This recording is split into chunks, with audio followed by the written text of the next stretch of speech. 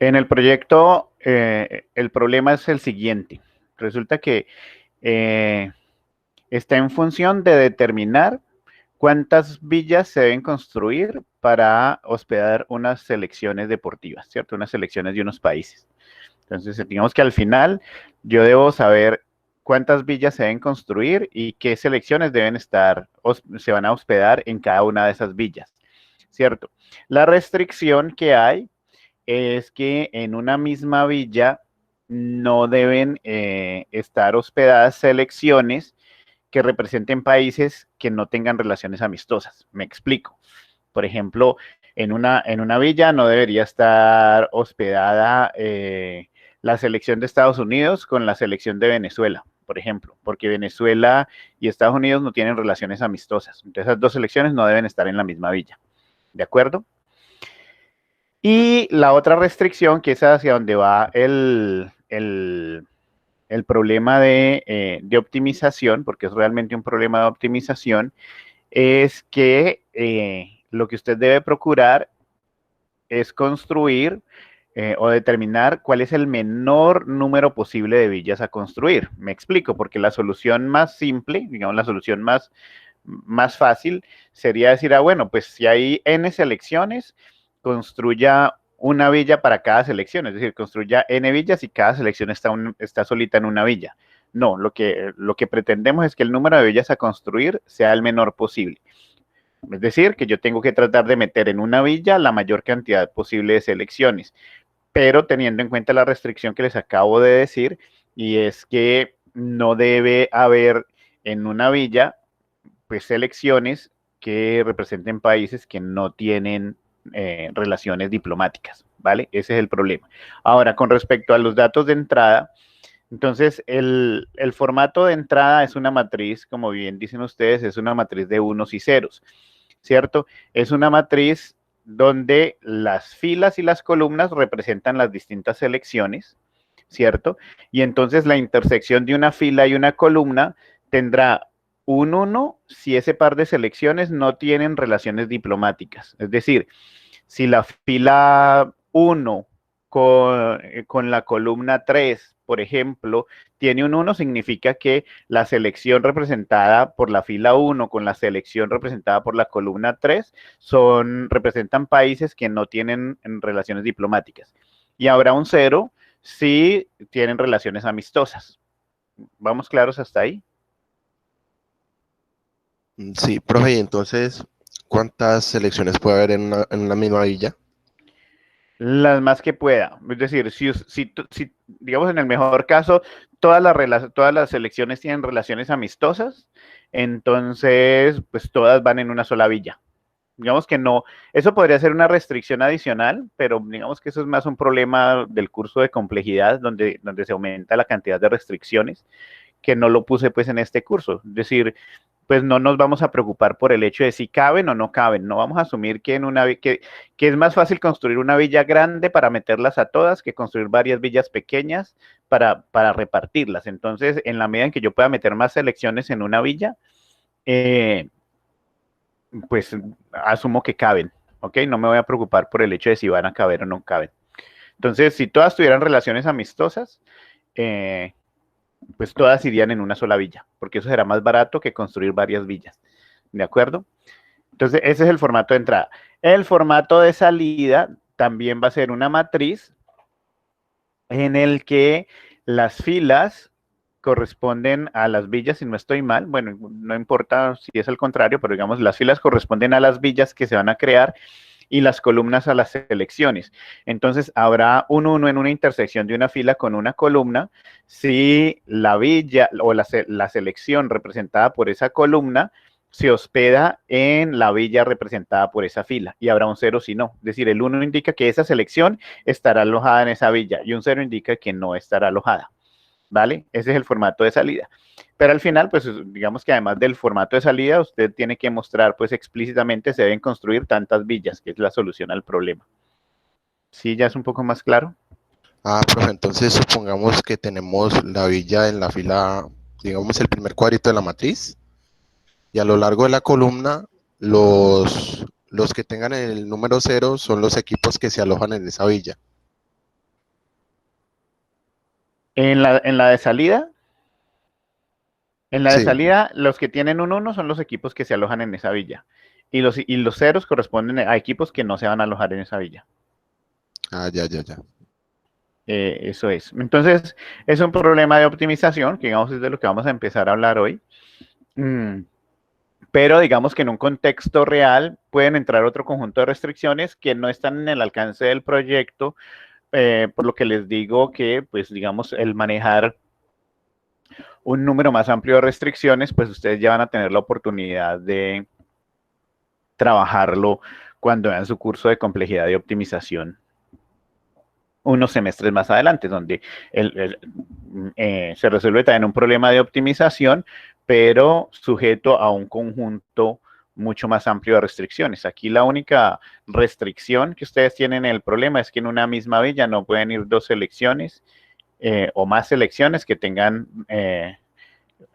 conflictos o que sus países tengan conflictos. Es, digamos, la única restricción. ¿Qué es lo que se puede presentar que alguien del curso del martes me hizo caer en cuenta? Y bueno, ustedes a eso sí podrían darle manejo. ¿Qué pasa si tengo, digamos, 50 selecciones y solamente hay una selección que tiene conflicto con algunas de las demás?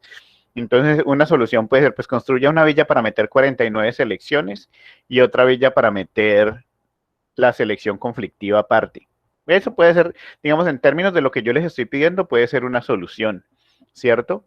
Eh, pero pueden darle manejo en el sentido de que, pues, no tiene, si necesito construir dos villas, pues no tiene tanto sentido poner 49 selecciones en una y dejar una selección solita aparte, sino que pueden, pues, tratar de darle manejo en el sentido de que quede un poco más equilibrado.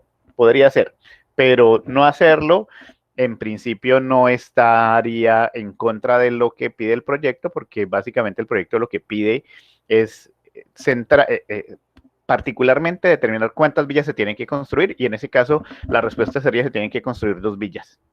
Ya como se van a almacenar las selecciones en las villas, ya digamos eso pues es otro manejo que se le da, ¿de acuerdo? ¿Es Sí, más profe. claro ya para todos el enunciado del proyecto? Sí, profe, para mí sí. Muy bien. Entonces, con respecto al proyecto que yo en el enunciado dice que se piden eh, tres soluciones, ¿no? Una es una solución voraz, que es el tema que vamos a trabajar hoy. Otra es una solución dinámica, que es el tema que vamos a trabajar la próxima semana. Y otra es otra solución que a usted se le ocurra. Entonces, ¿qué se le puede ocurrir? Digamos, ¿qué otras alternativas hay además de voraz y dinámico, que es lo que vamos a hablar en estas dos clases? Eh, No, ¿la ingenua? ¿No ha dicho usted?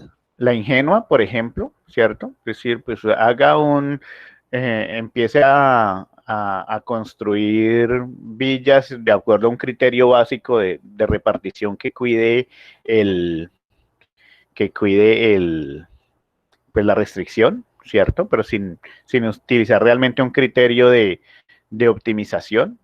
Entonces empiece, digamos, solucione el problema. Digamos que la ingenua es, busque una solución al problema, no piense que si es la óptima o no es la óptima, busque una solución al problema. Esa sería, y de pronto, eventualmente, si está de suerte, pues esa solución ingenua le está dando la solución óptima, pero digamos que ahí en la solución ingenua no importa tanto que la solución sea óptima. Esa es. La otra alternativa es usar fuerza bruta. Fuerza bruta sí le da a usted la solución óptima, pero es muy costosa. Pero entonces, ¿qué es fuerza bruta? Fuerza bruta es calcule todas las posibles soluciones, es decir, calcule todas las posibles formas de acomodar las selecciones en las villas, y cuando las haya calculado todas, pues mire cuál de todas esas es el menor número, la que le dice que tiene el menor número de villas o que necesita el menor número de villas, y almacene y seleccione esa, ¿cierto? Pero entonces fuerza bruta es válida, digamos, como una de las soluciones del proyecto, porque les pido una tercera solución y entonces sería válida. El tema ahí de fuerza bruta es que es una alternativa muy costosa, porque eso se vuelve casi exponencial. Pero está bien, es decir, esa tercera solución que yo les estoy pidiendo es cualquier solución que a ustedes en su equipo de trabajo se les ocurra que permita resolver el problema cuidando la restricción. Y la restricción es que no hayan selecciones en una misma villa cuando sus países tienen diferencias, es decir, cuando no tienen relaciones diplomáticas. En la solución voraz y dinámica, por la naturaleza de esas estrategias, como ya vamos a ver ahorita, entonces sí se requiere, particularmente en la dinámica, se requiere que haya una, pues al final de la solución óptima. Y en voraz, pues vamos a ver que eventualmente podría no dar la solución óptima, pero sí hay que mostrar que se está utilizando un criterio de optimización, ¿vale? Entonces de eso es justo de lo que vamos a empezar a hablar a continuación. ¿Me confirman si están viendo mi pantalla? Sí, profe. Sí, profe. Profe, yo tengo una pregunta. Sí, dime. Profe, lo que pasa es de que yo, con lo que usted está explicando, yo aquí estoy haciendo una matriz, pero Sí. resulta que me sale una duda. Lo que pasa es que hay villas donde una selección puede estar en varias villas, ¿me entiende? Ah, ok. Sí, eso hay que Ahí cuidarlo que, también, ¿no? Se supone que, o sea, una selección no se podría alojar en más de una villa. Una selección podría estar en más de una villa, pero el problema tiene que determinar en cuál de esas posibles villas donde podría estar se va a acomodar.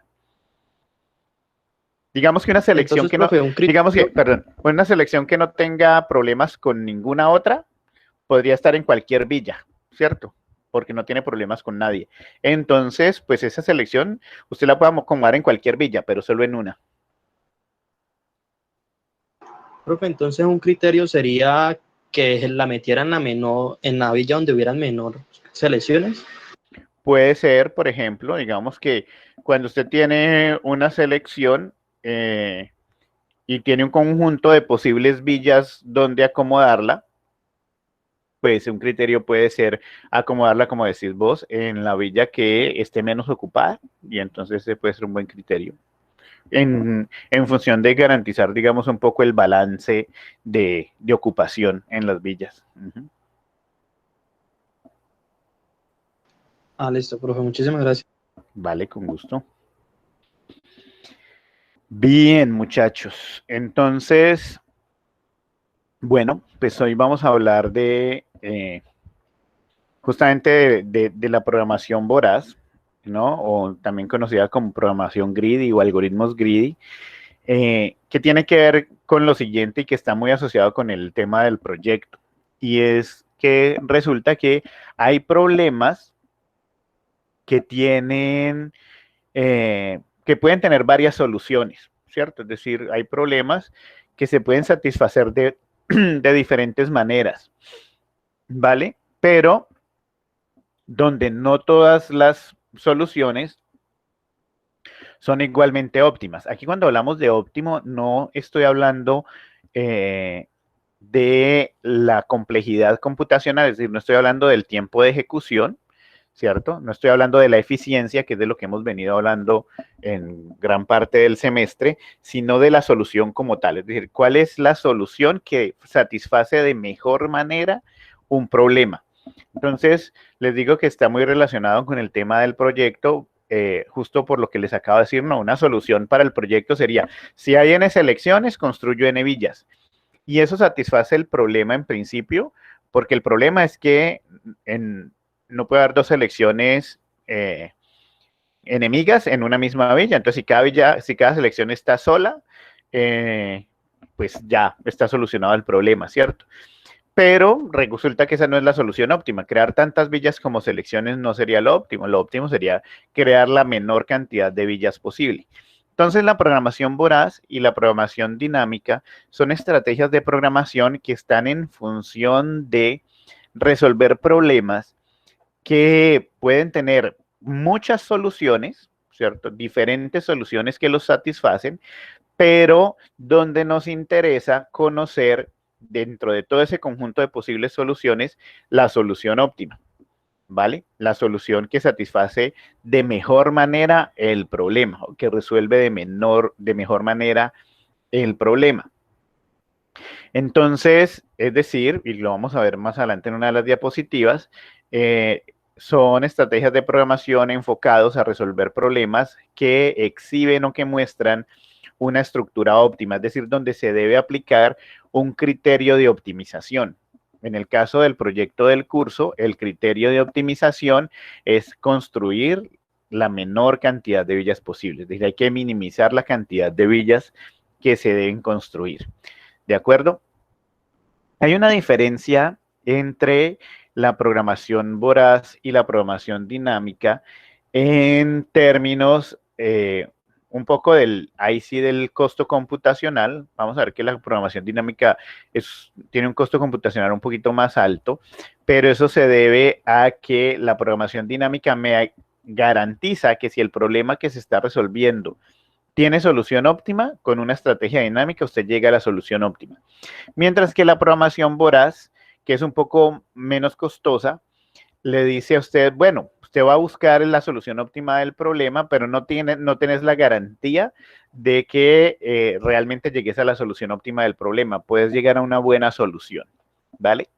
En ese orden de ideas, pues uno diría, bueno, pues si yo estoy resolviendo un problema de optimización y con programación dinámica encuentro la solución óptima y con programación voraz eventualmente podría encontrarla, pues entonces uno podría pensar, me quedo mejor con la programación dinámica, ¿cierto?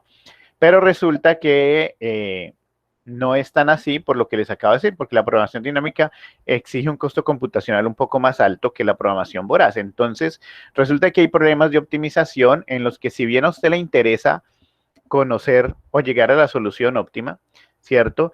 Puede ser que no sea una camisa de fuerza, no sea estrictamente necesario llegar a la solución óptima, sino que llegar a una buena solución estaría bien. Entonces, en ese caso, la programación voraz es útil. Es decir, la programación voraz le da una buena solución y eventualmente esa buena solución coincide con la solución óptima. Y entonces se ahorra tiempo computacional. Si estrictamente usted necesita tener la solución óptima del problema, entonces el que se lo garantiza poderla obtener es la programación dinámica. Entonces usted se iría por la programación dinámica a un costo computacional un poco más alto. ¿De acuerdo? Entonces, habiendo dicho eso, pues empecemos a formalizar el tema de la programación voraz. La programación voraz, pues me permite crear... Profe, una pregunta ¿Sí? antes de que comience. Es que yo entré un poquito tarde. ¿Qué dijiste? ¿Dijo algo sobre los grupos? ¿Vamos a seguir con los que seguimos la otra vez o esta vez se formarán nuevos grupos ¿Grupos para qué, perdón? para el proyecto? No, los grupos para el proyecto los forman ustedes, como quieran. No hay Vale. restricción. No. Vale, Sí, muchas gracias. el proyecto de curso es mejor que cada uno lo forme de acuerdo a sus afinidades, ¿no? Es como el problema de las elecciones. No voy a meter en un mismo grupo personas que no tengan relaciones amistosas, porque de pronto explotan. Muy bien. Vale, muchas gracias. Listo. Entonces, la estrategia de programación voraz me permite crear algoritmos greedy o algoritmos voraces, ¿cierto? Que son realmente algoritmos iterativos. Vamos a ver ahorita que la forma general de un algoritmo voraz es un algoritmo iterativo, es decir, la solución se obtiene a través de un conjunto de iteraciones en ciclos y eso permite tomar decisiones muy rápidas sobre vistas locales. ¿Qué significa tomar decisiones sobre vistas locales? Resulta que, y aquí es donde está la rapidez del algoritmo, resulta que la lógica de esta estrategia es que en cada instancia del problema, es decir, en cada momento del problema, que sería en cada iteración, por ejemplo, cada instancia del problema, se toma la mejor decisión con la información que se tiene hasta el momento. Se toma la mejor decisión con la información con que se cuenta. Es decir, que está basado en tomar decisiones óptimas locales, ¿cierto? Tomar decisiones óptimas locales, que es lo que dice en el siguiente ítem, significa que, pues, con lo que usted sabe de la solución y de las características del problema, en ese momento usted toma la mejor decisión y avanza a una nueva instancia del problema, es decir, avanza a una nueva iteración del problema, ¿cierto? Y entonces, en cada iteración, usted va construyendo la solución a partir de esas decisiones óptimas que ha ido tomando, con la idea de que al final, cuando termine de iterar, es decir, cuando termine de resolver el problema, pues usted haya llegado a la solución óptima global, es decir, usted tenga una solución óptima completa para el problema que está resolviendo, ¿cierto? Entonces, como se basan en el criterio de los óptimos locales, tomar una buena decisión localmente, sin mirar, digamos, qué va a pasar hacia adelante, pues no le va a garantizar a usted, que era lo que les decía, no le va a garantizar a usted tener la solución óptima global o la solución óptima completa al final, pero por lo menos puede tener una buena solución. Y eso lo que sí le permite es tener una solución en un tiempo computacional menor, es decir, tener una buena solución pues en un tiempo muy rápido, ¿cierto? De todas maneras, siempre es importante tener en cuenta que el algoritmo voraz, como les decía, no siempre encuentra la solución óptima global. Es basado en óptimos locales, pero eventualmente podría no llegar a la solución óptima global, sin embargo, podría llegar a una buena solución. Entonces, digamos que para ir entendiendo un poco más cómo se construye ese tipo de soluciones, cómo es la estructura, digamos que en principio usted va a resolver un problema. Entonces pongamos el contexto nuevamente del proyecto del curso. Tenemos el proyecto del curso que me da una entrada que es un conjunto de selecciones y con la entrada yo sé cuáles selecciones no tienen relaciones amistosas con otras. ¿Cierto? Pero en principio la solución está vacía, es decir, en principio yo no tengo ni villas, no he determinado ni cuántas villas voy a construir, ni qué selecciones van a estar asignadas o cómo se van a repartir las selecciones, porque la solución en principio está vacía, ¿cierto? Luego, en cada etapa se escoge un elemento para añadir a la solución. Entonces, digamos que en principio, en términos del proyecto, usted dice, bueno, yo cojo una primera selección, cualquiera. Ahora, el cómo escoger esa selección, ahí ya puede haber un criterio de óptimo local. Entonces, usted tiene que pensar, cuando esté construyendo su solución voraz, tendría que pensar en, bueno, de entrada, ¿qué escojo primero? ¿Qué me conviene más? Y no me lo respondan porque es algo que ustedes van a pensar en sus equipos de trabajo, pero ustedes deberían pensar en qué me conviene más hacer. Empezar por las selecciones que menos relaciones tengan, es decir, por las selecciones más amistosas, las que tengan menos problemas, o empiezo a construir las villas con las selecciones que más problemas tienen. Entonces, ahí miren que ya hay un criterio de óptimo local, ¿no? Entonces usted puede decir, no, yo voy a escoger primero la selección que tenga más enemigos, por decirlo de alguna manera, ¿cierto? Porque esa es va a ser la más complicada de ubicar, entonces de una vez la ubico de entrada, ¿cierto? O usted puede decir por el contrario, voy a escoger primero las selecciones que tengan más amigos, porque entonces cuando yo ubico esa selección en una villa, pues va a ser más fácil acomodarle los compañeros en la misma villa porque pues ella va a tener menos problemas con los demás. Eso es digamos, una decisión y un análisis que tienen que hacer ustedes en sus equipos de trabajo. Pero lo que yo quiero que vean un poco claro es que ahí hay una decisión óptima local, es decir, con la información que tienen, que es la lista de selecciones, y conocer cuáles son amigas y cuáles no tienen relaciones amistosas, pues de esas usted tiene que usar un criterio para determinar qué selección coge primero o en qué orden va a ir cogiendo las selecciones para acomodarlas en las villas, ¿de acuerdo? Ahí hay un criterio de óptimo local. Entonces, una vez escoge un elemento para añadir a la solución, lo que es el óptimo local, y se tome pues la decisión, no se puede revertir. Es decir, usted una vez decida, bueno, tomo primero la selección X y la acomodo en la villa 1. Y ya después de que usted tomó la selección X y la acomodó en la villa 1, esa selección X se quedó en la villa 1 y ya no se puede cambiar, ¿no? Entonces luego usted cogió una selección Y y la acomodó en la villa 1 nuevamente, digamos.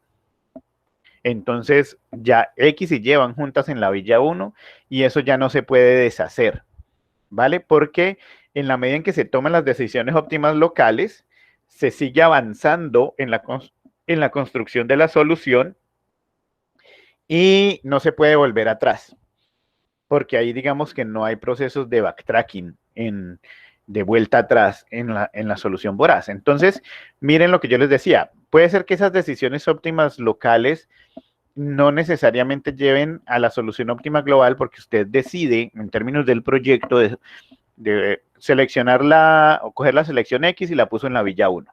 Luego, de acuerdo al criterio de selección que usted esté usando, cogió la selección Y y dijo, esta selección Y también la puedo poner en la villa 1 porque X y Y son amigas. Entonces puso X y Y en la misma villa.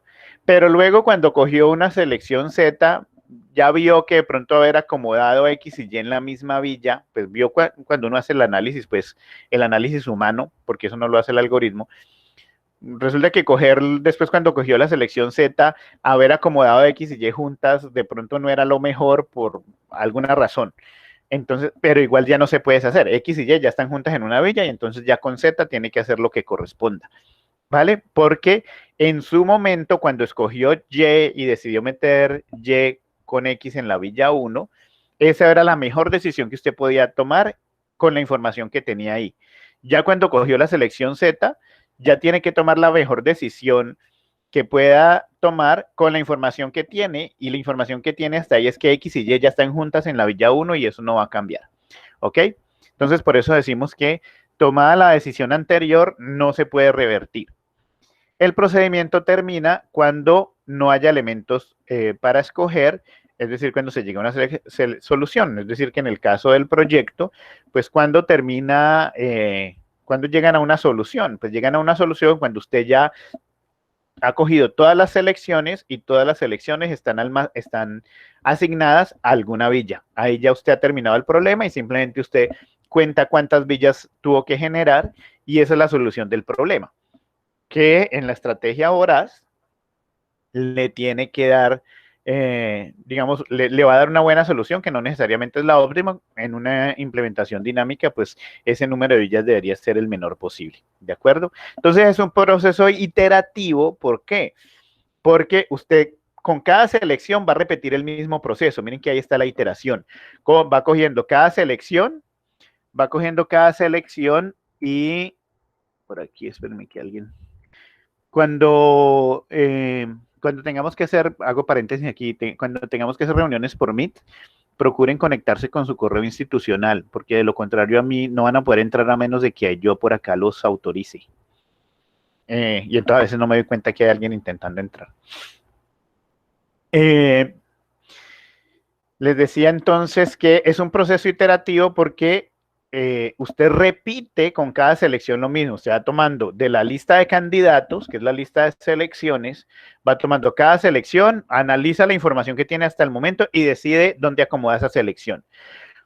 Cuando ya la ha acomodado, vuelve y hace el mismo proceso. Toma otra selección de la lista de acuerdo al criterio de selección que usted esté utilizando, analiza la información que tiene y la asigna en una villa.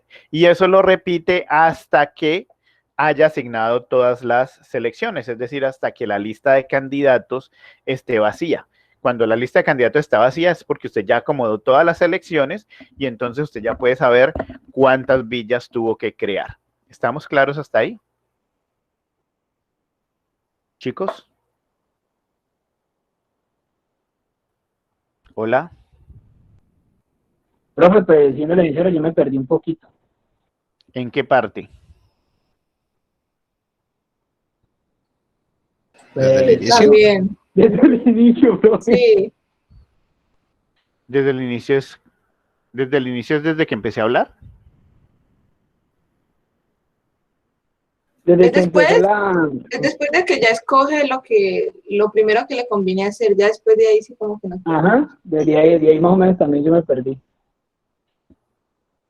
Ok, o sea, cuando estoy poniendo el ejemplo del proyecto.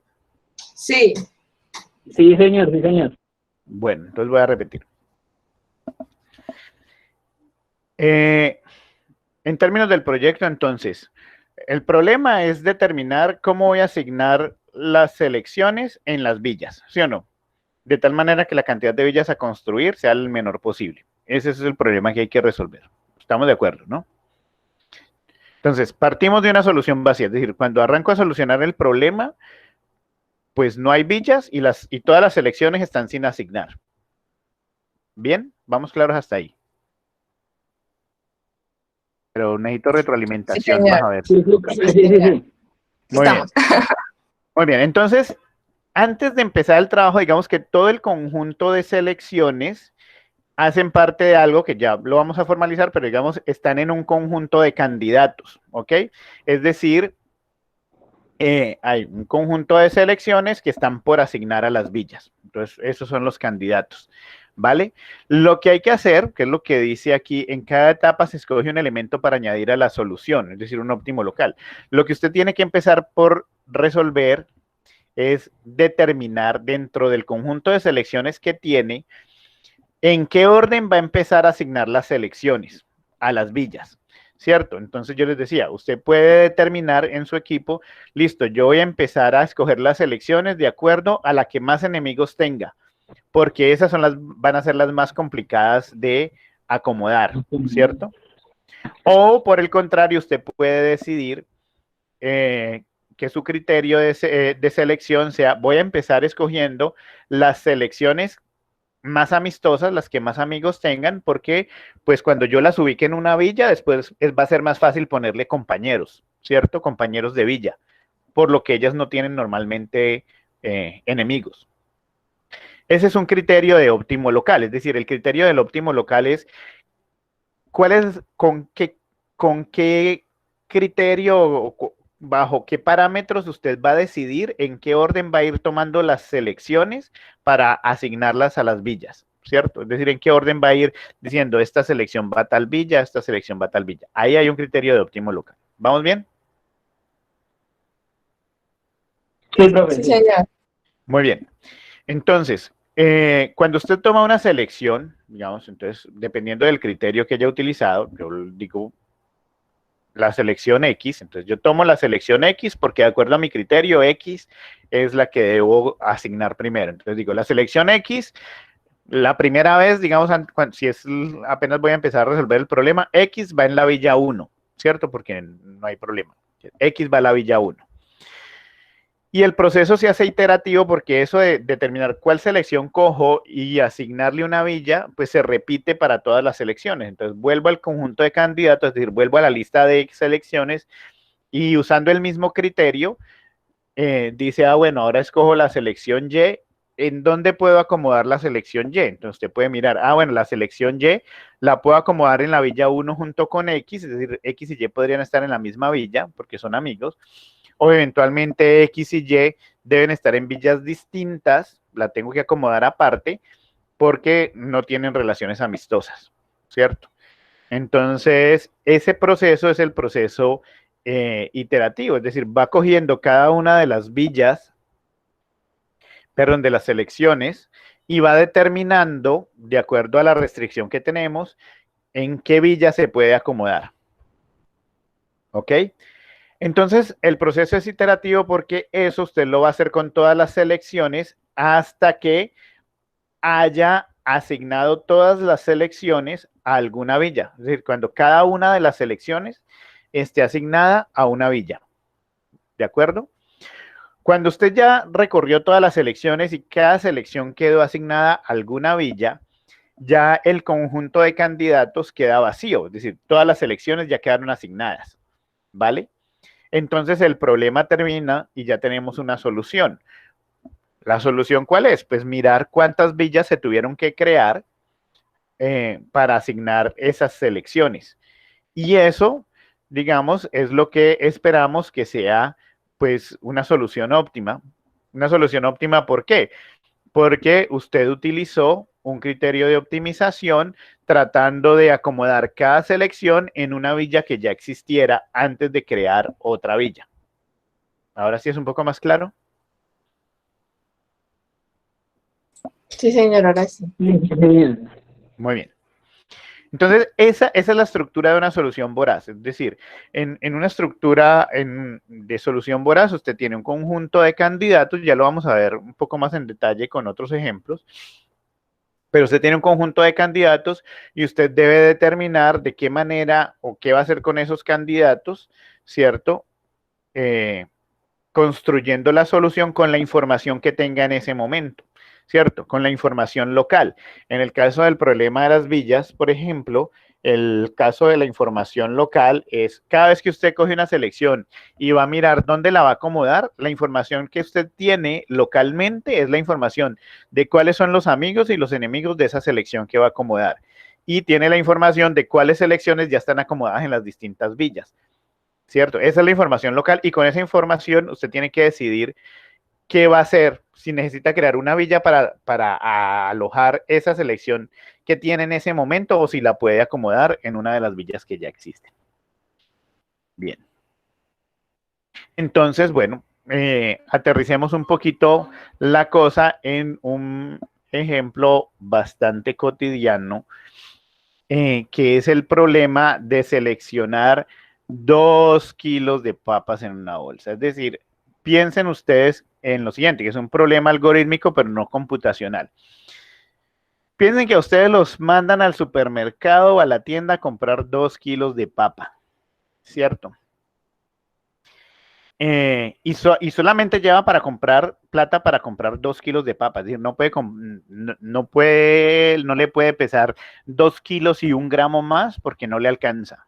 Solo tiene plata para comprar 2 kilos de papa. ¿Ok? Que las va a echar en una bolsa.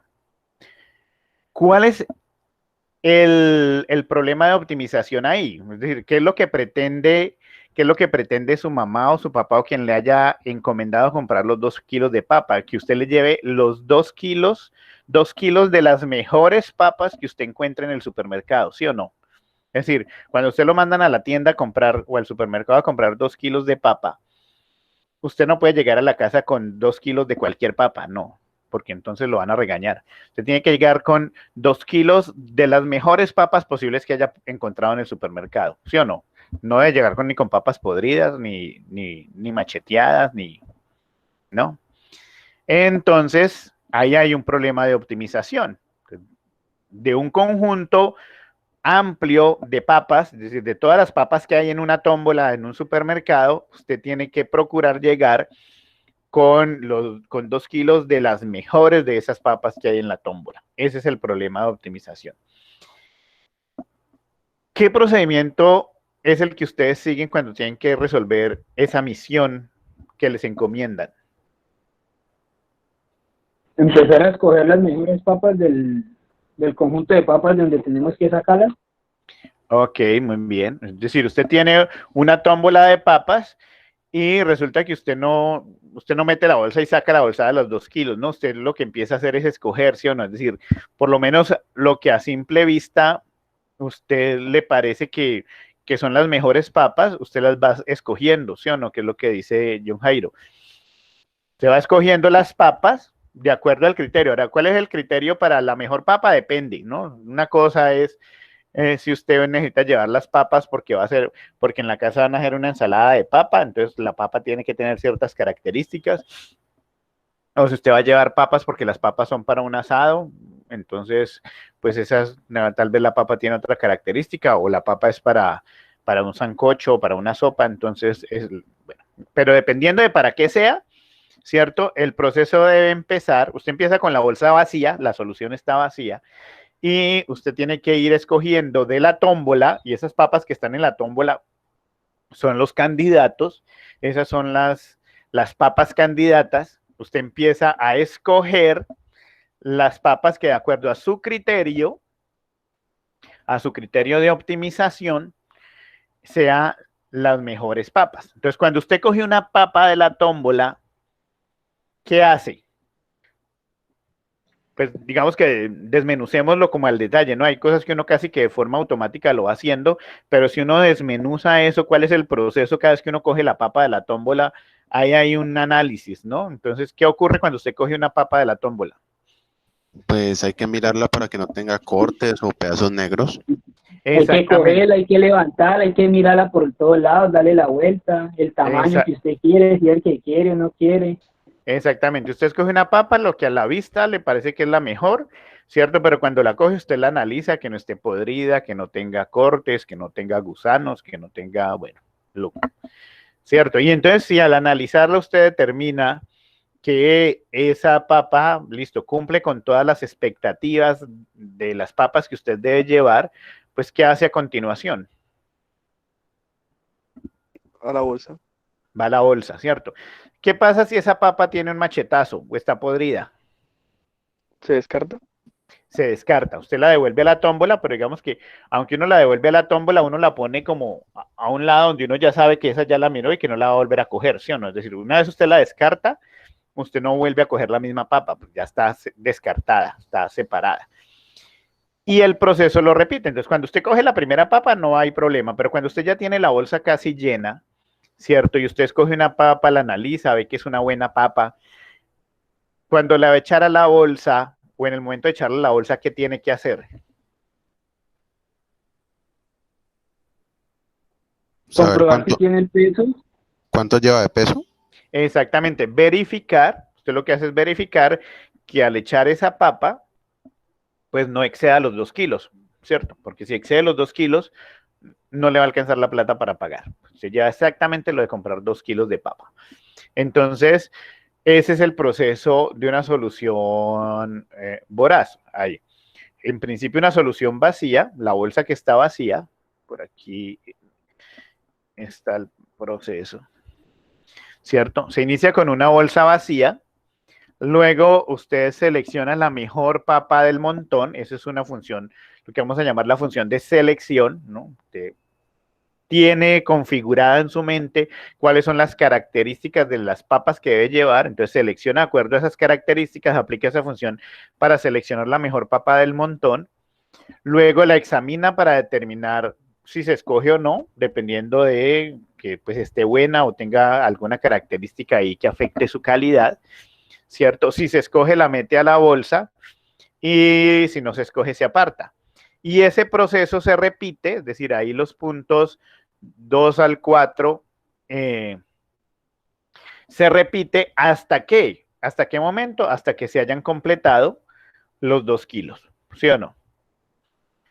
¿Qué puede ocurrir? Puede ocurrir que pues resulta que, digamos que en términos ahora sí un poco más formales de la programación voraz, el proceso lo repite o hasta que tiene la solución, es decir, hasta que usted completó los 2 kilos exactos, o si no ha completado los 2 kilos exactos, porque puede ser que escogió una buena papa, pero al ponerla en la bolsa se pasó a los 2 kilos, entonces la tiene que descartar porque no es compatible con la solución.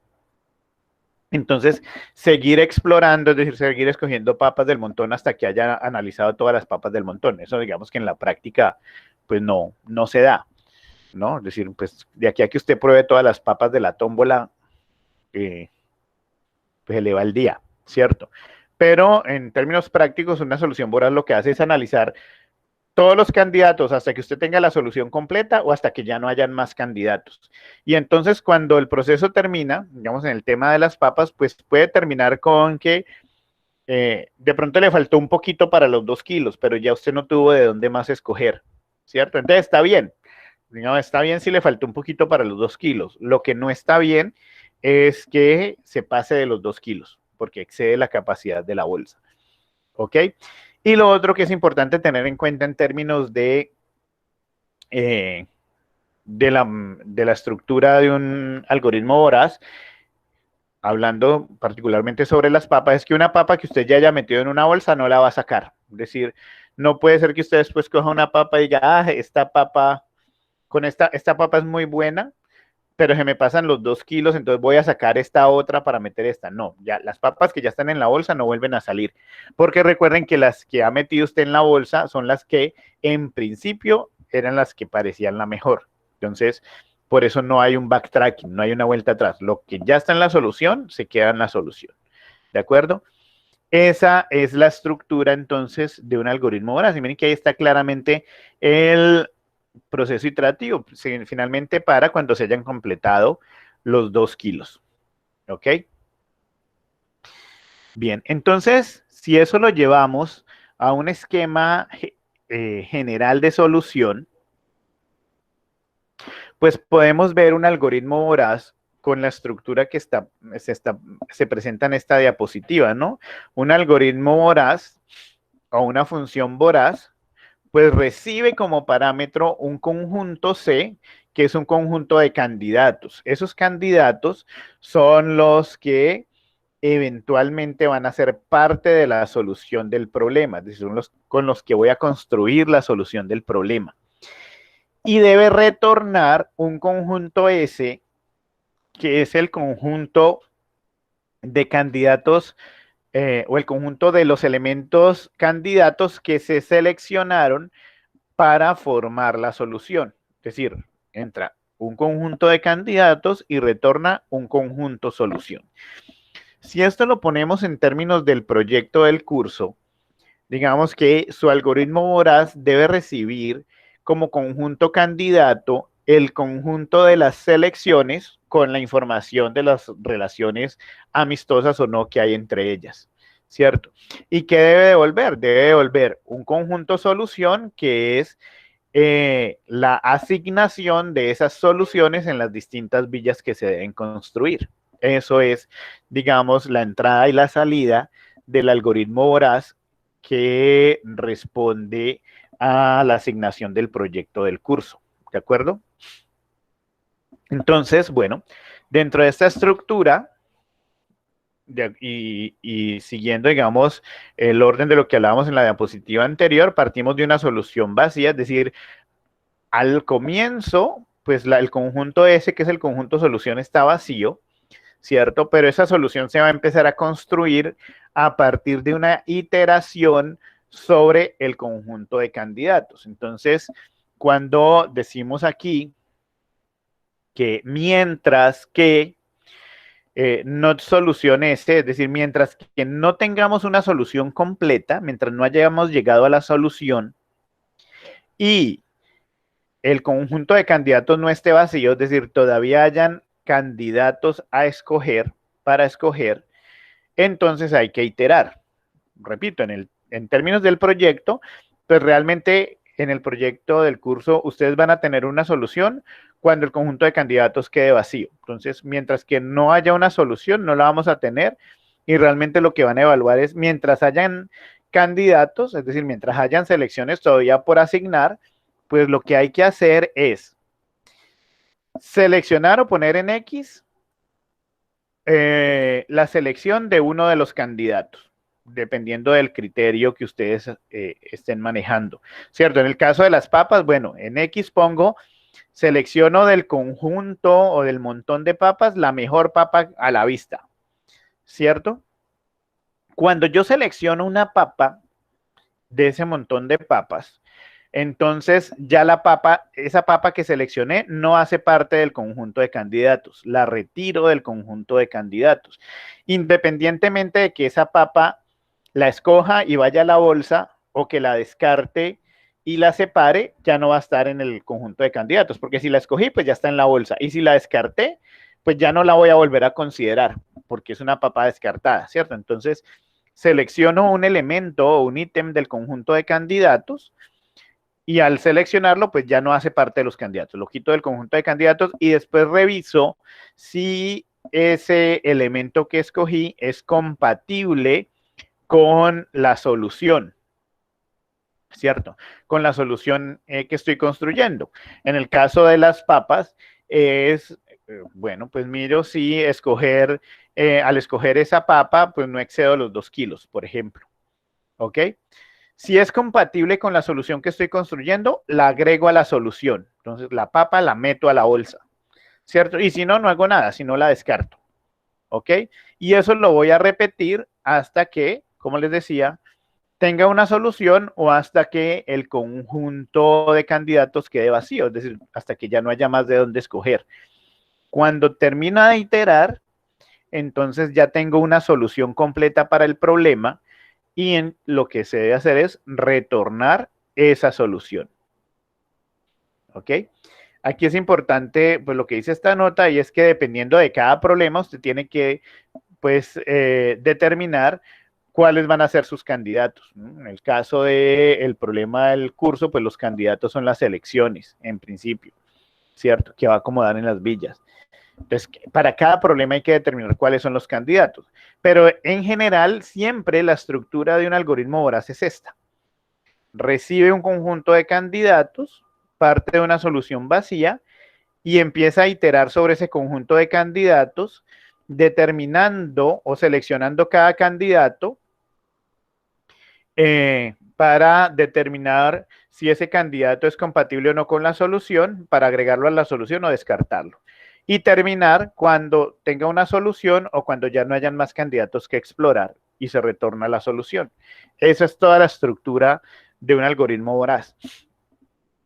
Es decir que aquí, digamos, con lo que acabo de decir, está dicho ya el tema, lo que se tenía que decir de la programación voraz. Ya ese es el tema de programación voraz. Lo que queda aquí en adelante, perdón, es pues mirar algunos casos de aplicación, ¿de acuerdo? Pero voraz es eso, esa es la estructura de un algoritmo voraz. ¿Hay alguna pregunta hasta ahí? Profe, con base a este ejemplo y a ese algoritmo, como para diferenciarlo con el dinámico, ¿cuál sería? Bueno, con respecto al dinámico, vamos a ver la próxima semana que en programación dinámica se empieza a calcular el costo de la solución y hay que hacer un almacenamiento, digamos que ahí es donde está el costo adicional, se empieza a almacenar el costo de las posibles soluciones sin construir las soluciones como tal. Entonces hay un almacenamiento en unas tablas y cuando usted ya determina cuál es el menor costo, a través de esas tablas donde se ha almacenado la información, se reconstruye o se construye la solución. Aquí mira que no hay realmente almacenamiento, aquí me voy por un solo camino hasta que llego al final. En dinámica, ahorita vamos a ver una gráfica que lo representa muy bien. Digamos que en dinámica se van explorando diferentes caminos y hay un almacenamiento y eso es lo que implica que tenga un costo computacional más grande que el de la programación voraz. ¿Vale? Profe, entonces en este tipo de programación voraz lo que se hace es tomar un conjunto de elementos y se toma de ellos los que cumplen las condiciones de la solución y el resto se Ajá. descarta. Mientras Sí. que en la otra que usted menciona, lo que se hace es tomar todos los elementos, calcular el costo de cada uno y al final se toman, digamos, la suma de los elementos que tienen el menor costo. El Y mejor, porque de la puede ser, solución. sí. Yo en lugar de decir el menor, diríamos el mejor porque depende del problema. Hay problemas de optimización que son de minimización, como el del proyecto. Hay que minimizar la cantidad de villas a construir, pero hay problemas que son de maximización. Entonces, en ese caso se escogería el mayor costo. Un problema de maximización, por ejemplo, es un problema donde usted analice en un conjunto de posibilidades de inversión cuál es la que le da la mayor rentabilidad. Entonces, ahí sería un problema de maximización. Entonces, se escoge el mejor costo. Entonces, si es un problema de minimización, el mejor costo es el menor. Si es un problema de maximización, el mejor costo es el mayor. Ya. Bien. Ok, entonces vamos a mirar unos casos de aplicación. Hay un problema típico que es el problema de cambio de monedas. El problema del cambio de monedas, en el problema del cambio de monedas se trata de devolver una cantidad de dinero con el menor número posible de monedas. Entonces supongan este caso. Se tienen monedas de las siguientes denominaciones: 1 peso, 2 pesos, 5 pesos, 10 pesos y 20 pesos. Calculen ustedes ahí cuántas monedas se requieren, cuál es el menor número de monedas requerido para devolver 78 pesos y para devolver 44 pesos.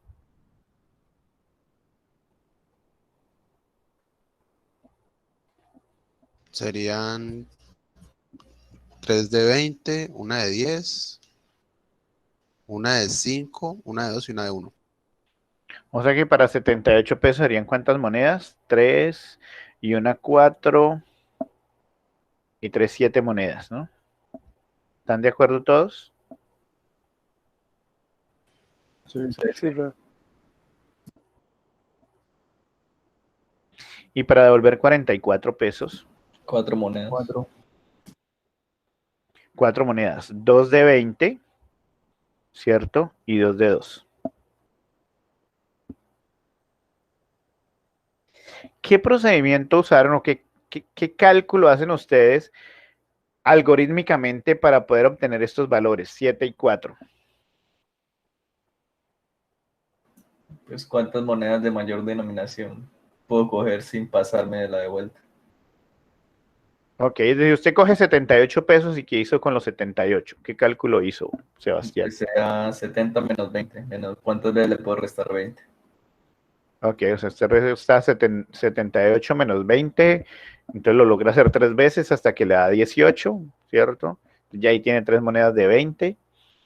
Luego le resta 10. No, ahí ya no le resto 10. O sea, sería más bien no restar, no, yo en principio empezar a sumar. Entonces 20, 20, 20, 60. Ah, ok. Bueno. Después 10. Realmente sumar o restar es lo mismo. La resta es una suma algebraica. Tiene el mismo efecto práctico. ¿Ok? Bueno, usted suma 20, 20, 20, ¿cierto?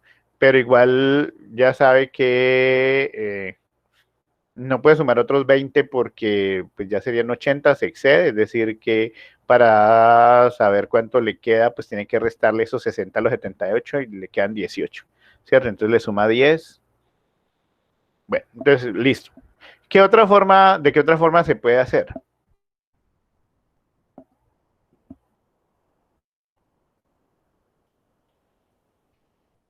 Yo lo que haría sería, por ejemplo, una división entera, ¿no? 78 entre 20, 3. Cociente 3, residuo 18. Entonces, ahora 18 entre 10, 1. Residuo 8. 8 entre 5, 0. Entonces, residuo 8. 0 de monedas de 5. 8 entre 2, era 8 entre, no, 8 entre 5, 1, perdón, cociente 3, ¿cierto? Una moneda de 5, 3 entre 2, 1, y 1 entre 1, pues 1, ¿cierto? Y ahí estaría, una división entera. Esa división entera y el método que propone Sebastián, en términos prácticos, es el mismo, porque yo les decía ahorita que el método de Sebastián es finalmente una suma algebraica que se puede ver como una resta, y la división entera se puede ver como restas sucesivas. Entonces es realmente el mismo método. ¿Ok? Y ese mismo es aplicable para los 44 pesos, ¿cierto? Y funciona bien. La pregunta sería si con esa estrategia siempre se obtiene la solución óptima. Porque aplicando esa estrategia me da que para devolver 78 pesos necesito 7 monedas y ese es el menor número de monedas posible. Para devolver 44 pesos requiero 4 monedas y ese es el menor número de monedas posible. ¿Será que siempre me da la solución óptima? Piénsenlo ahí, no me contesten todavía. Vamos avanzando aquí un poquito. Formalmente, entonces, el problema del cambio de monedas lo que pretende es devolver una cierta cantidad pues, de dinero con el menor número de monedas posible, ¿cierto? Partiendo de un sistema monetario B sub 1, B sub 2, B sub n, es decir, cada B sub i es un tipo de denominación de monedas, ¿no? Entonces, estos son, de acuerdo al ejemplo anterior, monedas de 1 peso, de 2 pesos, de 5 pesos, de 10 pesos, de 20 pesos, ¿no? Y asumiendo que hay suficientes monedas de cada tipo, es decir, no nos interesa o no cabe dentro del análisis decir, bueno, yo puedo devolver 3 monedas de 20, pero es que en este momento solo tengo una moneda de 20. No, yo asumo que hay suficientes monedas de cada tipo para devolver, ¿cierto? Entonces la entrada es el conjunto o la tupla que me indica cuáles son los diferentes tipos de denominación, ¿cierto? Y el valor a devolver, el importe a devolver, ¿cierto? El importe es el valor. Esa es la entrada. Ahora, la salida debe ser, pues, cuántas monedas de cada tipo, es decir, la salida X me debe decir cuántas monedas del tipo 1, cuántas monedas del tipo 2, cuántas monedas del tipo 3, es decir, cuántas monedas de 1 peso, cuántas monedas de 2 pesos, cuántas monedas de 5 pesos, cuántas monedas de 10 pesos y cuántas monedas de 20 pesos se requiere para devolver esa cantidad C, ¿cierto? De tal manera que esa cantidad de monedas pues sea la menor posible. Ahora, la cantidad de monedas que se deben requerir de estar entre 0, puede ser que no se requieran monedas de una cierta denominación, y máximo C, ¿cierto? Es decir, no debería requerir más monedas que el valor que tengo que devolver, y esto se haría en el caso en que vaya a devolver monedas de 1 peso. Pero entonces la salida es justamente una tupla X que me indique cuántas monedas de cada denominación hay. Es decir, en el ejemplo anterior,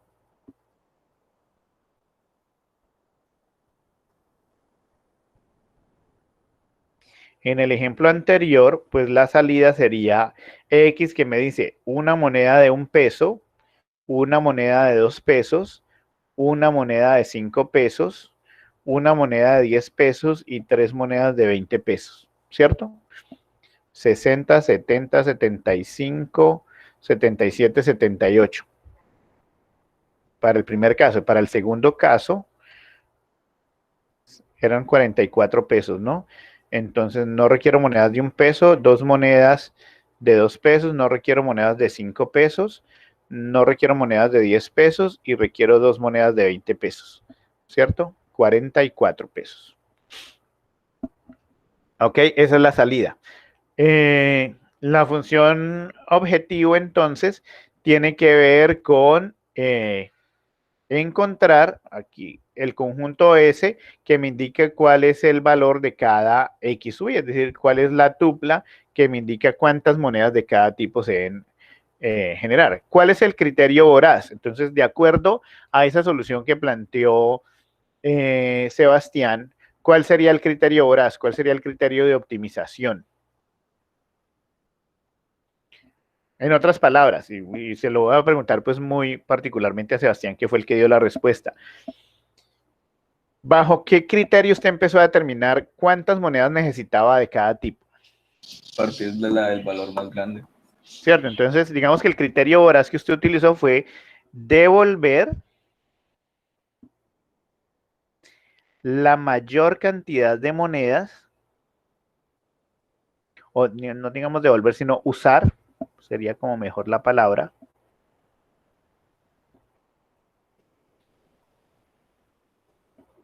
Usar la mayor cantidad de monedas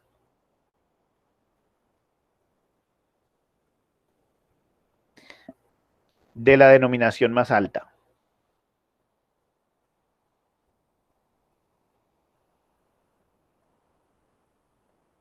¿Sí o no? Eso fue el criterio que usó Sebastián y que usaron seguramente todos cuando hicieron el cálculo. Usted lo primero que trató fue devolver la mayor cantidad posible de monedas de 20, porque eso lleva a necesitar menos monedas menuditas, ¿cierto? Entonces, determinó que podía devolver con 3 de 20 y cuando ya no pudo devolver de 20, entonces repitió con lo que le quedaba lo mismo con el resto de las denominaciones. Miren que ahí es donde está el tema de lo que hablábamos de seleccionar los candidatos, ¿no? Ahí los candidatos eran monedas de 1, de 2, de 5, de 10 y de 20. Esos son los candidatos. ¿Cuál es la función de selección? La selección es escojo. El primer candidato que escojo es la denominación más alta, porque voy a tratar de devolver con la denominación más alta. Entonces, cuando yo escojo la moneda de 20, ya queda por fuera de los candidatos. Y digo, devuelvo con 3 monedas de 20, ¿cierto? Cuando devuelvo con 3 monedas de 20 me quedan faltando 18. Entonces, entre los candidatos que me quedan, ya no considero 20 porque 20 ya salió de los candidatos, pues escojo la más alta, entonces escojo 10. Entonces devuelvo una de 10, ¿cierto? Me quedan todavía faltando 8. Y así repetidamente hasta que pues ya no tuve más candidatos y tenía una solución. En el caso de los 78 pesos. En el caso de los 44 pesos, era similar, ¿no? Escojo 2 monedas de 20. Entonces me quedan faltando 4 pesos. Escojo la siguiente denominación más alta, monedas de 10, pero con 10 pesos no puedo volver 4. Entonces descarto. Entonces descarto implica que va un 0. Escojo la siguiente denominación más alta, monedas de 5, pero con 5 no puedo devolver 4 pesos, entonces descarto. Siguiente denominación más alta, monedas de 2. Bueno, 4 pesos las puedo devolver con 2 monedas de 2. Y resulta que cuando yo escojo 2 monedas de 2, ya tengo la solución, porque ya tengo los 44 pesos. Entonces no necesito seguir explorando candidatos. Los otros candidatos, que serían las monedas de 1 peso, pues está en 0, porque ya no necesito utilizarlas, ya tengo la solución completa. ¿De acuerdo? ¿Es claro, muchachos? Hola. Hola. Sí, pues. Sí, señor. Sí, profe. Sí, profe. Muy bien. Entonces, ahora sí retomo la pregunta que les hice hace un rato, hace un momento. ¿Será que para este problema en particular... Epa, me fui muy atrás. ¿Será que para este problema en particular, esa estrategia voraz entonces sí me coincide siempre con la solución óptima?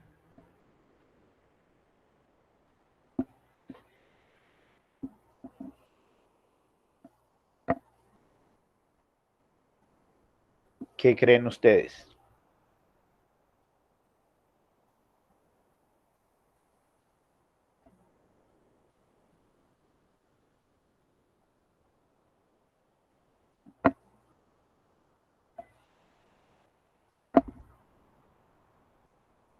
¿Qué puede repetir la pregunta? Que si para el problema del cambio de monedas, esa estrategia de solución que ustedes pensaron, que es una estrategia voraz, siempre me da la solución óptima, es decir, siempre me va a dar el menor número de monedas posibles para cualquier instancia del problema del cambio de monedas. Usar Pues ese yo criterio creería siempre me hará que sí, profe, porque empieza por la mayor. Empieza por... Ok. Entonces, de alguna u otra manera llega a la forma más... con el menor número de monedas. Ok. Sí, digamos que además hay problemas que a pesar de que se solucionen con estrategia voraz, resulta que la voraz siempre va a dar, en ciertos problemas, la voraz siempre va a dar la solución óptima, ¿no? Entonces, la pregunta ahora es en el problema del cambio de monedas para cualquier instancia, es decir, para cualquier denominación de monedas que pongamos, esa estrategia siempre dará la solución óptima. Jaime dice que sí, ¿todos están de acuerdo con Jaime? Yo no sé si están escribiendo por el chat, ¿no? ¿Cierto que no? ¿Los demás qué opinan? Bueno, los voy a sacar de la duda. Miremos otro ejemplo. Usando ese mismo criterio que ustedes aplicaron en el ejemplo anterior, con esa estrategia ahora, dígame con cuántas monedas devolverían 36 pesos usando ese sistema de denominación que está ahí.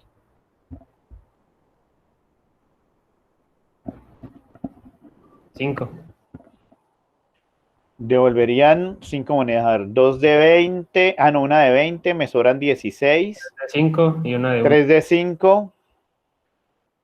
Ahí van 35 y una de 1 peso, ¿cierto? Entonces, ¿y esa es la solución óptima?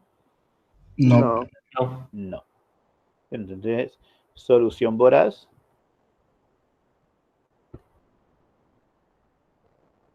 Cinco monedas. Solución, ¿cuál es la solución óptima? 2. La solución óptima son 2 monedas, ¿cierto? 2 monedas de 18. Bien.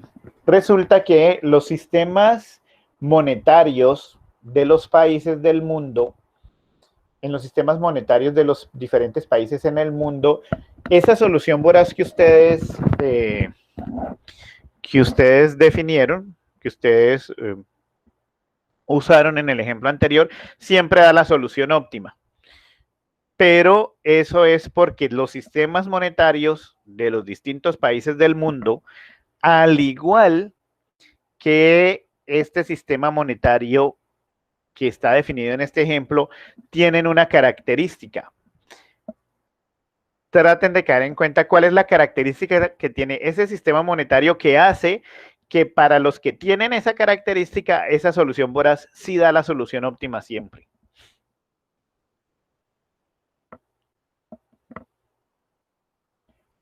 ¿El tipo de moneda? Y cuando dices tipo de moneda, ¿a qué te referís particularmente, Andrés? Bueno, me refiero a que pues acá en Colombia tenemos, digamos, parecido a ese uno, sería nuestra representación de la moneda de 100, la de 200, la de 500. No Ajá. tenemos monedas de 300, no tenemos de 400, ni 600, ninguna de esas. Ok, pero si hay monedas de 1000, ¿cierto? O billetes, hay billetes de 2000. Ujú. Bien, No, eso, sí, más o sí. menos. Y entonces ahí hay una propiedad. Y si usted se fija en cualquier moneda de otro país, tiene esa misma propiedad. Traten de caer en cuenta cuál es esa propiedad.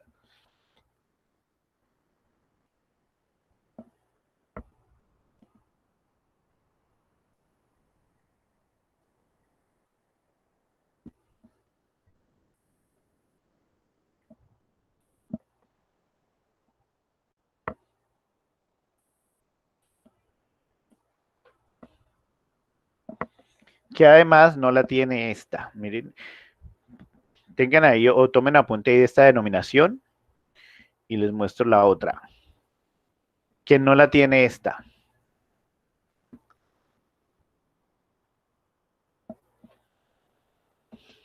Lo escribí aquí en el ejemplo 1. Las denominaciones son... ¿Que no está el 10? No, pero no es realmente esa la propiedad. Las denominaciones en el ejemplo 1 son 1, 2, 5, 10 y 20. ¿Qué propiedad hay aquí que no hay aquí? Son múltiplos de... Pues, ¿cómo es que le digo? ¿Del 20? No son múltiplos porque 5, 10... Ah, bueno, no, en la de arriba. En la de 1, 2, 5, 10, 20. No, estos no son múltiplos de 20. De hecho, 1, 2 y 5 son primos, entonces no pueden ser No, múltiplos de 20. pues, no me voy a entender, pero pues... Pero yo pienso cómo se dice eso y ya le Dale, digo. dale. Profe, Señor. que la anterior siempre es como la mitad, el piso de la mitad. Ok, por ahí está la propiedad. Sí, digamos que la anterior es la mitad o menos que la que le sigue, ¿cierto? Es decir, o en otras palabras, cada denominación a partir de la segunda es al menos el doble que la anterior. 2 es el doble de 1, 5 es más que el doble de 2, 10 es el doble de 5, ¿cierto? 20 es el doble de 10. Eso no se cumple aquí. 2 es el doble de 1, 5 es el doble de 2, 18 es más que el doble de 5, pero 20 no es el doble, no alcanza a ser el doble de 18. Por eso es que ese criterio horas no da la solución óptima en este sistema de denominación en particular, pero si ustedes se fijan en cualquier sistema monetario del mundo, las denominaciones de sus monedas sí cumplen esa propiedad. Cada denominación es el doble, al menos el doble que la denominación anterior. Entonces, en el caso de Colombia, tenemos monedas de 50 pesos y de 100, 100 es el doble de 50, de 200 que es el doble de 100, de 500 que ese es más del doble de 200, 1000 que es el doble de 500, 2000 es el doble de 1000, luego 5000 que es más que el doble de, ¿no? Entonces ahí sí es aplicable, ¿de acuerdo? Chicos. Pero lo que yo decía era factores, ¿me entiendes? Ah, ok. Eso. Bueno, pero entonces ahí está la propiedad, ¿cierto? En ese caso, digamos, en los sistemas monetarios que cumplen esa propiedad, que es, digamos, los sistemas monetarios que realmente existen en el mundo, sí, esa estrategia voraz que ustedes plantearon da siempre la solución óptima. Este de acá, el de este ejemplo, pues no es un sistema monetario real, pues aplicable por lo menos en las economías del mundo. Aquí no tenemos la solución óptima como acabamos de ver. Bien. Miremos a este otro problema de aplicación. Epa.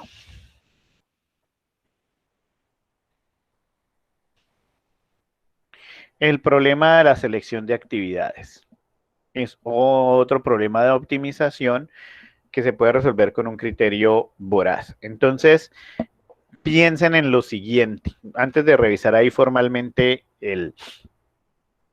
lo que está en la diapositiva, se los planteo de la siguiente manera. Supongan que nosotros en la universidad tenemos un auditorio, ¿no? Entonces, tenemos un auditorio en la universidad y hay un conjunto de actividades que requieren usar el auditorio, ¿cierto? Un conjunto de eventos que requieren el uso del auditorio en un mismo día, ¿ok? Cada evento va a empezar, pues tiene un espacio de tiempo definido. Empieza a una cierta hora y termina a una cierta hora. Claramente, pues el auditorio no puede estar ocupado al mismo tiempo por más de un evento. ¿Ok? Entonces el problema consiste en determinar a qué eventos o a qué actividades se les va a asignar el uso del auditorio de tal manera que no hayan eventos o actividades que se crucen en el tiempo en el uso del auditorio. ¿Ok? Ese es el problema.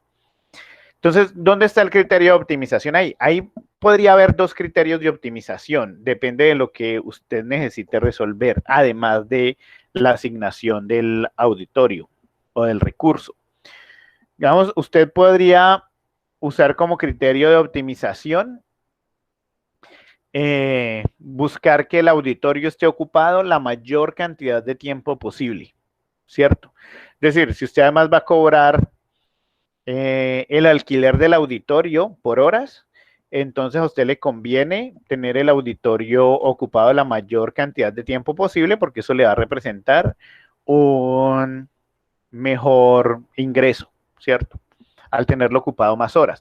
Es decir, si usted tiene un evento que va a ocupar el auditorio 12 horas o tiene 3 eventos que lo van a ocupar ya 2 horas, ¿cierto? Y esos 3 últimos se cruzan con el primero, es decir, o se lo asigna al primero, al de las 12 horas, o se lo asigna a los otros 3, pues si usted está cobrando por el uso del auditorio, le conviene más asignarle el auditorio al evento que dura 12 horas porque le van a pagar 12 horas en lugar de 6, ¿cierto?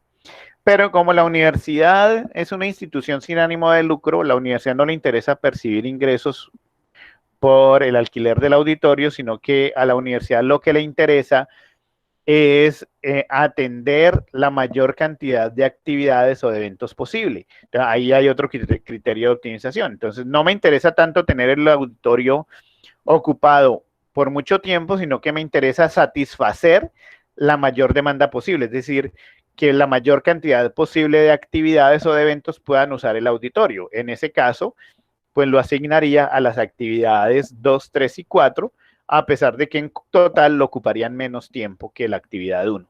¿De acuerdo? Ese es el problema. Entonces, formalmente, digamos, el problema de la asignación de actividades es justamente ese.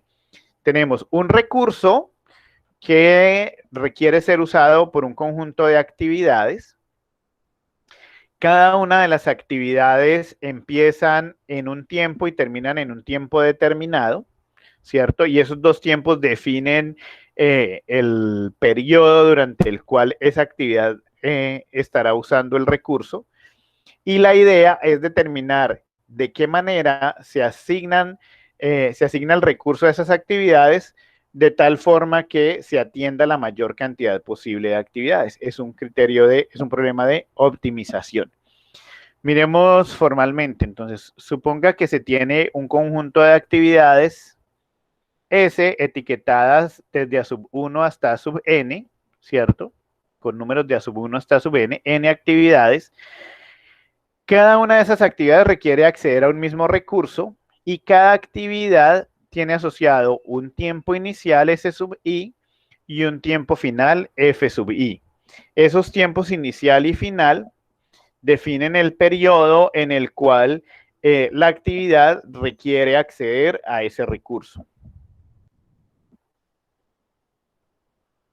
Entonces, el problema consiste en determinar, ¿cierto?, a cuáles actividades se les concede el acceso o el uso del recurso de tal manera que se pueda atender la mayor cantidad posible de actividades. Entonces, miremos un caso particular. Digamos que tengo 3 actividades, un conjunto con 3 actividades. tengo la actividad 1 que empieza en el tiempo 0 y termina en el tiempo 5, es decir, esto es S sub 1, F sub 1, empieza en el tiempo 0 y termina en el tiempo 5.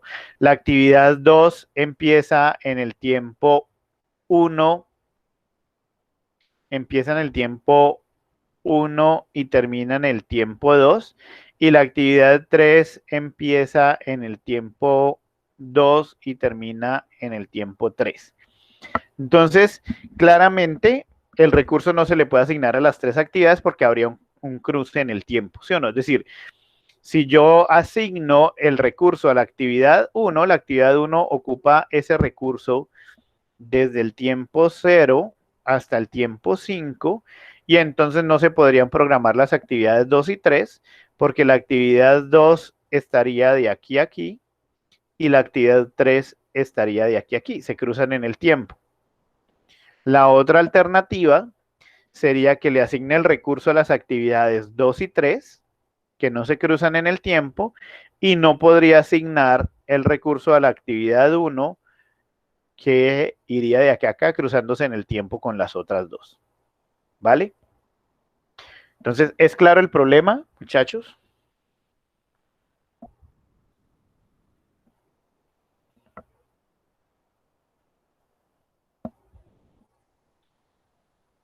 Hola. Sí, profe. Muy bien. Entonces, bueno, el tema es, bueno, y entonces tengo que pensarme, primero, ¿qué es lo que quiero optimizar? Entonces, el problema básico de selección de actividades me dice, optimice que se pueda atender la mayor cantidad posible de actividades. Es decir, que en ese caso la solución óptima sería asignar el recurso a las actividades 2 y 3, ¿cierto? Y no asignárselo a la actividad 1. Ese sería el criterio de optimización. Ahora bien, el siguiente problema es, bueno, ¿y cómo me pienso una estrategia para, pues, lograr eso, para buscar que se pueda asignar el recurso tratando de atender la mayor cantidad de actividades posible? ¿A ustedes qué se les ocurriría? ¿Qué harían ustedes? Así como abuelo de pájaro, pues, como primera aproximación. Mirar cuáles son las actividades que necesitan menos tiempo. Ok. Entonces miren que ahí lo que dice Cristian es una buena alternativa, es decir, bueno, yo podría decidir que empiezo seleccionando las actividades que requieren menos tiempo. Entonces, si nos devolvemos a la estructura de la estrategia o del algoritmo voraz, el conjunto de candidatos, ¿cuál sería ahí? ¿Cuáles serían los candidatos en ese problema?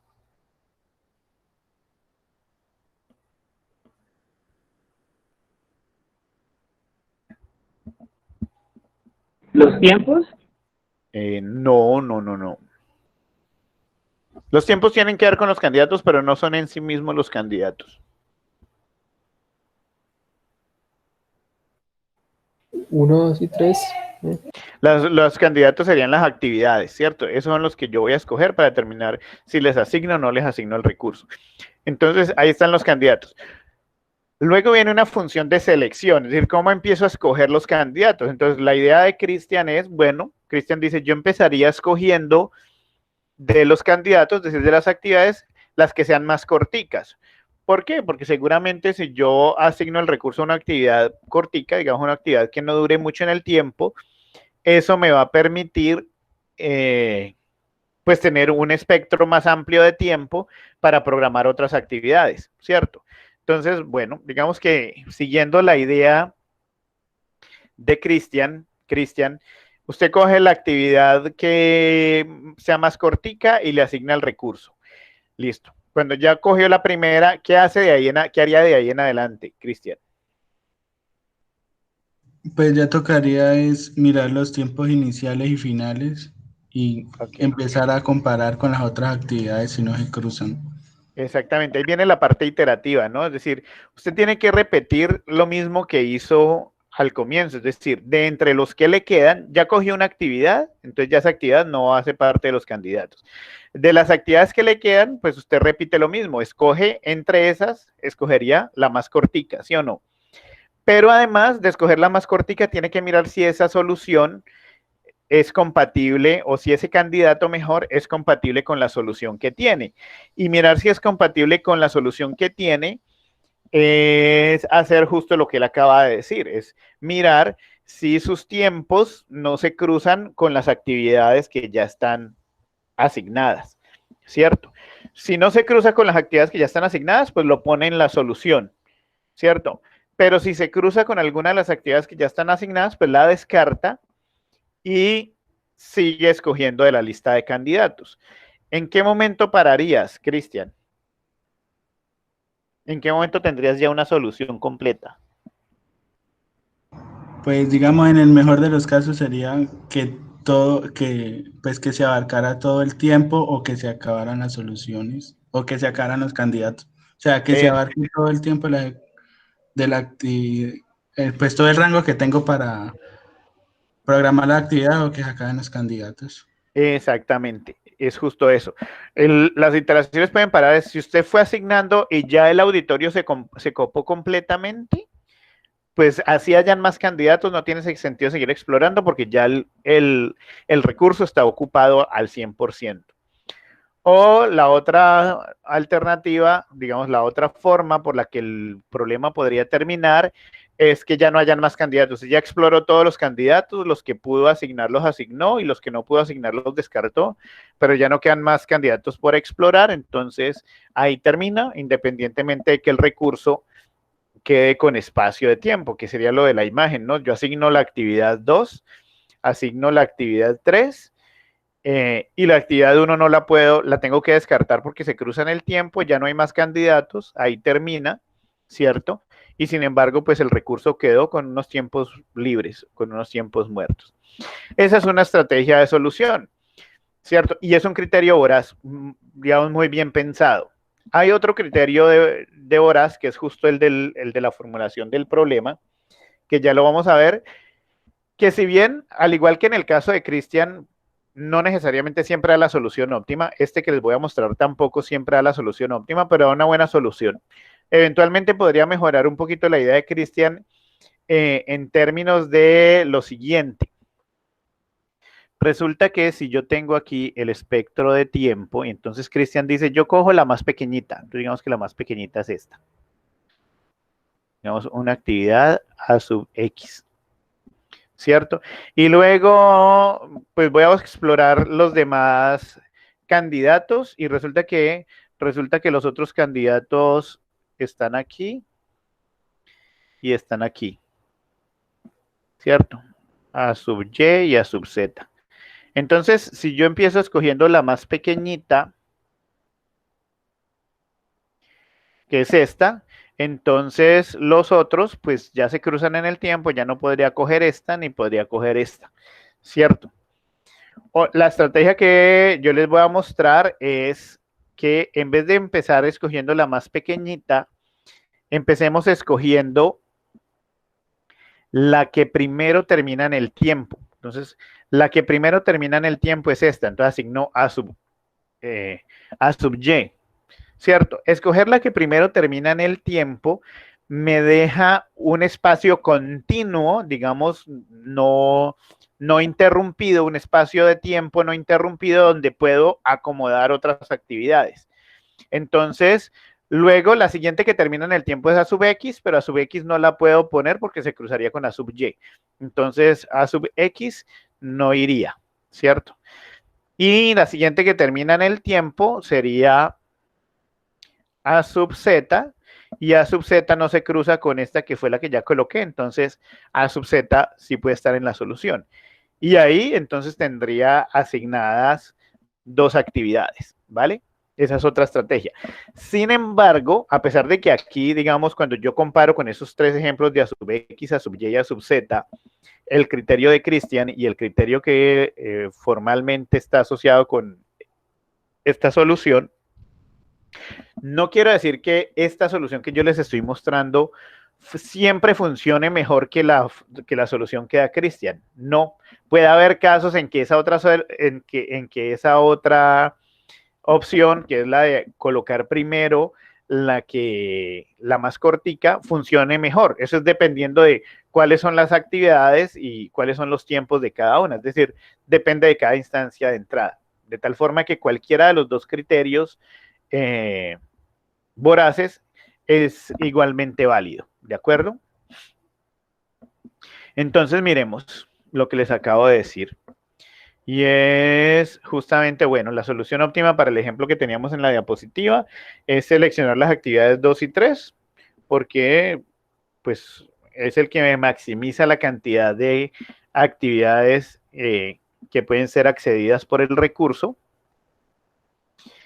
Y el criterio de solución sería, primero, ordenar las actividades ascendentemente según los tiempos de finalización.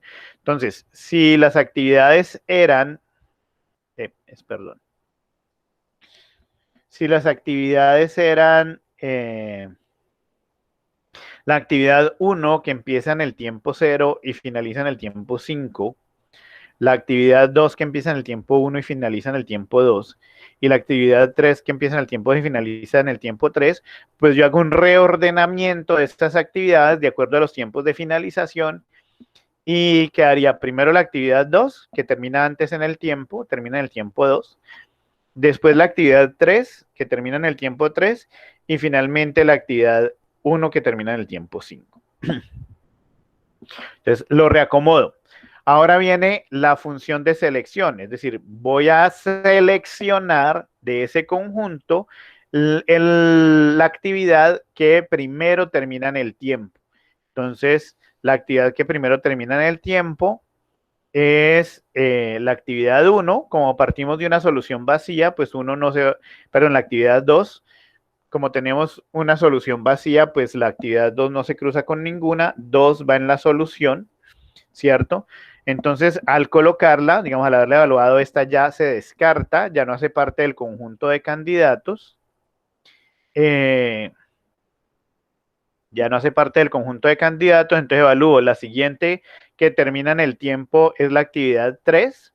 Entonces, para determinar si puede ir o no puede ir en la solución, tengo que evaluar si es compatible con la solución que he construido, que para este caso en particular es determinar si el tiempo de inicio de esa actividad que estoy evaluando es igual o posterior al tiempo de finalización de la última actividad.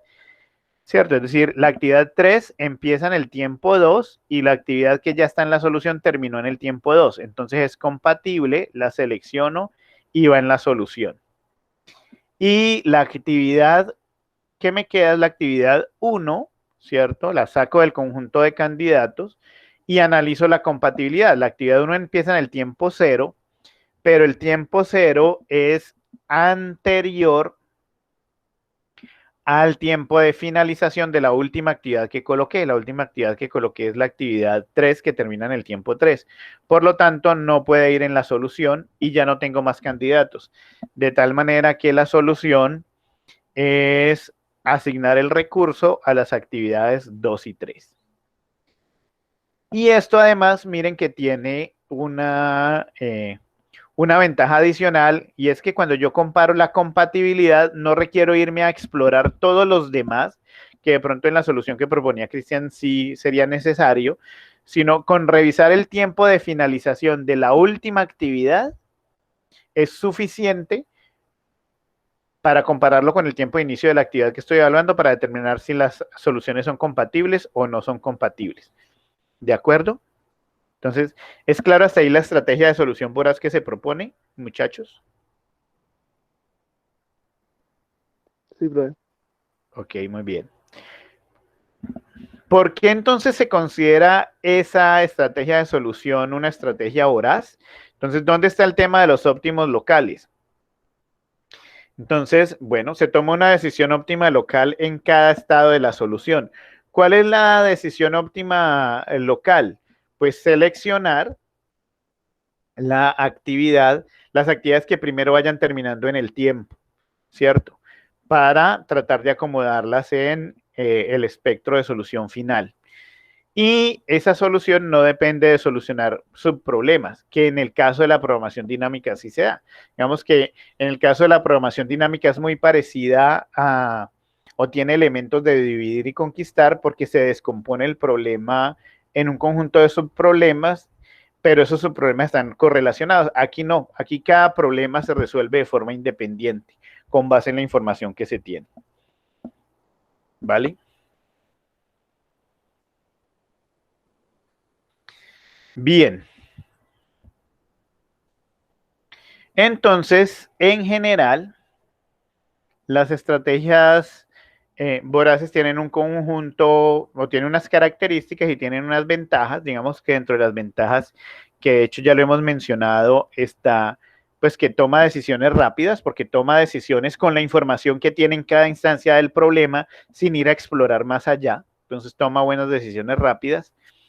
Y de acuerdo a esa información que se tiene localmente, se escoge la mejor decisión y se avanza en la solución del problema. Ahora, ¿cuál es lo que podría ser una desventaja? Que no siempre encuentra la solución óptima. Eventualmente puede coincidir con la solución óptima, es decir, puede darse, pero no tenemos la garantía de encontrar la solución óptima. Sin embargo, pues podemos pensar que generalmente da una buena solución. Y en términos pues generales, cuando se utiliza una estrategia voraz, aquí dice, cuando el problema tenga una subestructura óptima. Digamos que en términos muy prácticos, yo les respondería que usar una estrategia voraz es aplicable cuando usted tiene un problema de optimización, es decir, cuando usted tiene un problema donde hay varias soluciones, pero que dentro de todas esas soluciones hay una solución, hay al menos una solución que es mejor que las demás, que es la solución óptima, ¿cierto? Pero además cuando usted no necesita de forma estricta llegar a la solución óptima, porque voraz no se lo va a garantizar, pero que tener una buena solución para usted sea válido. Entonces, escoja la solución voraz. Si usted tiene un problema de optimización y requiere de forma estricta llegar a la solución óptima, entonces tiene que ir a la fija con una estrategia de programación dinámica, que es lo que vamos a ver la próxima semana. ¿De acuerdo? Entonces, en general, ¿cuándo usar una estrategia voraz? Cuando tengo un problema de optimización, pero cuando encontrar la solución óptima no es camisa de fuerza, sino que encontrar una buena solución estaría bien para mí. ¿De acuerdo? Chicos. Bueno, o sea, es como decir, la primera solución que me sirva, ya. Sí, digamos que la solución que él le arroje, que es una buena solución, está bien, a pesar de que no necesariamente sea la óptima. ¿Vale? Bien. Entonces, bueno, ¿les parece si hacemos el receso aquí? Sí, profe. Muy bien. Entonces, 15 minutos de receso. Señor. Yo le iba a hacer una pregunta, pues fuera del contexto ya. O sea que ya no me la va a hacer, porque me la iba a hacer. Ay, ya la hice. ¿Cuál es? No la escuché. ¿Cuál es el taller 2? Ay, no sé. ¿Es el que está sin calificar o es el que está calificado? El que está sin calificar, el de estructuras dinámicas. Entonces es el de estructuras dinámicas. El de conjuntos dinámicos. Ah, venga, profe, yo no me he dado cuenta de ese taller. Pues, ¿y entonces por qué me está preguntando si no se ha dado cuenta? Pues porque ahorita lo mencionaste ahorita, bueno, ¿cuál es el taller 2? Y pues ya he preguntado con varios compañeros y me han dicho que no sabían cuál era. Ahora, bueno, pues ahorita miro a ver cómo estuvo la entrega, la cantidad de entregas y hablamos. Bueno, una pregunta. Sí, Jaime. ¿Vas a dar algún espacio para preguntas sobre el proyecto? Sí, yo lo di al comienzo de la clase, Jaime. No, pero en el sentido de espacio para preguntas, ¿me entiendes? Si vamos trabajando en él y surgen preguntas. Ah, ok, sí, en los horarios de atención a estudiantes de ustedes, si usted necesita hablarme algo del proyecto, me escribe o me dice y entonces yo les programo la videollamada para atenderlos. Ah, listo, pues gracias. Sí, bueno, entonces hagamos el receso de 15 minutos y volvemos, ¿vale?